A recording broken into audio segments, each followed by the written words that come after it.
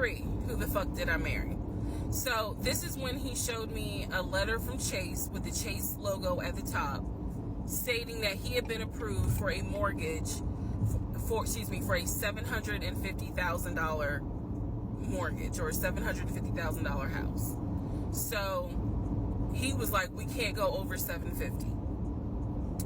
And I said, I remember asking him, can you afford the mortgage on a $750,000 house? Because I know I can't.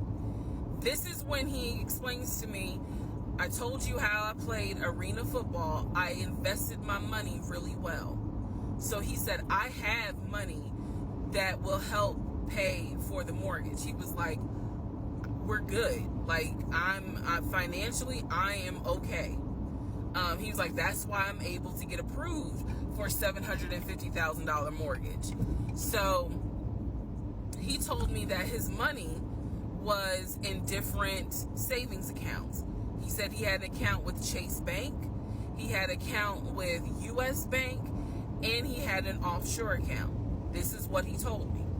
The offshore account, I was like, why? And he explained something about, the US, the US imposes taxes on money when you have a certain amount in US banks.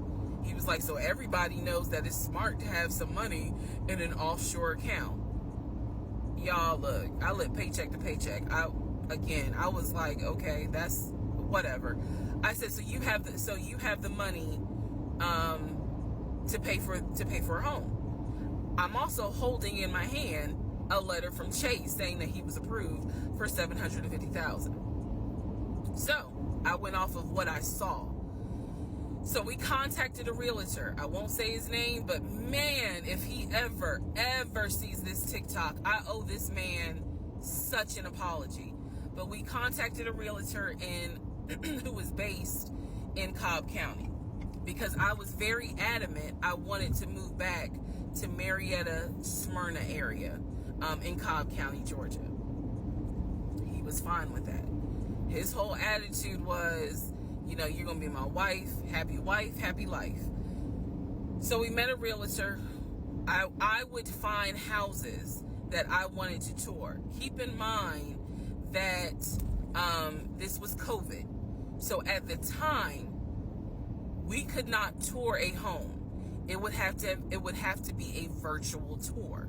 So this particular realtor, we found a house in Douglasville, Georgia. Not Cobb County, but nevertheless, it's in Douglasville. I was fine with Douglasville. So we found a house in Douglasville, Georgia. The realtor did a FaceTime tour of the house. The house was really a nice home. 5 bedrooms, 4 baths.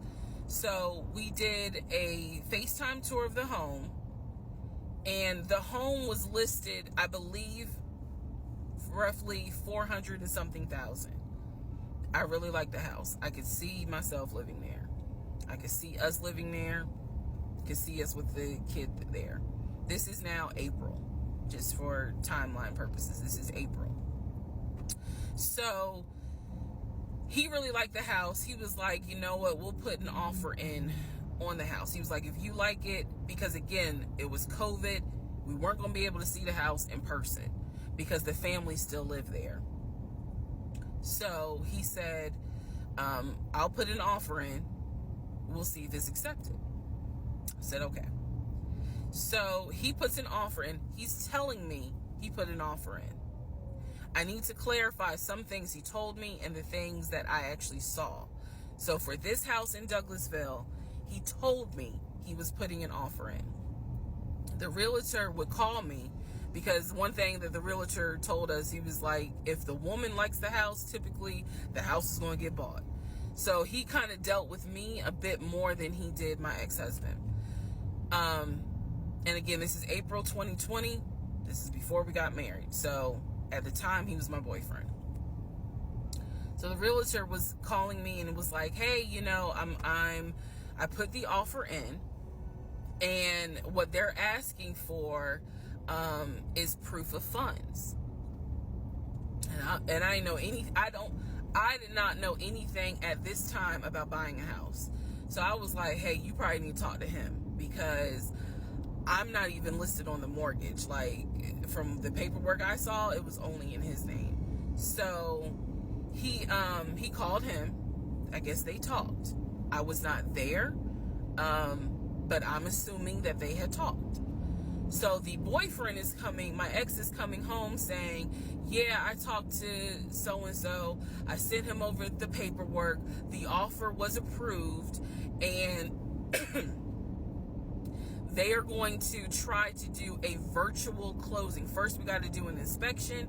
If the inspection goes all well, then we have to do a virtual closing. He also told me that he put down earnest money on the home. He put down, I believe, $5,000. He said, I just transferred the money over to the realtor's account or whatever, so that it could be earnest money for the house.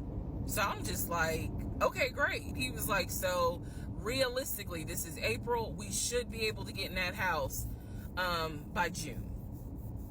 Okay, no problem. So this is what he told me. About 3 or 4 days later, I get a phone call from the realtor, and the realtor is like, hey, I'm just checking to see what you guys want to do about that house. So I was confused. I'm at work, and I said, oh, I was told that he put an offer in. And the realtor was like, he did? I didn't know that he put an offer in.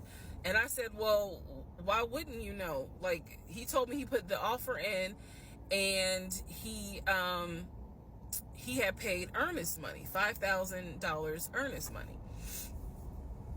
And so the realtor was like, well, let me call him and find out what's going on with that, because I didn't know anything about it. So red flag, of course.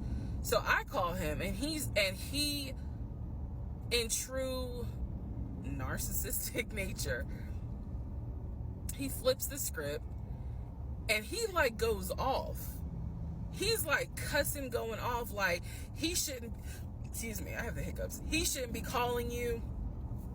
If he has a question, he should call me, because I'm the one that's on a mortgage. He was like, and now it's going to be an issue. And I said, well, did you put the offer in with him or not? And he said, no, I did not put the offer in with him. I put the offer in with a friend of mine who is a realtor, so I can give him the business. So I did not hear from that realtor again. So I was just like, is the house under contract or is it not? He was like, yes, the house is under contract.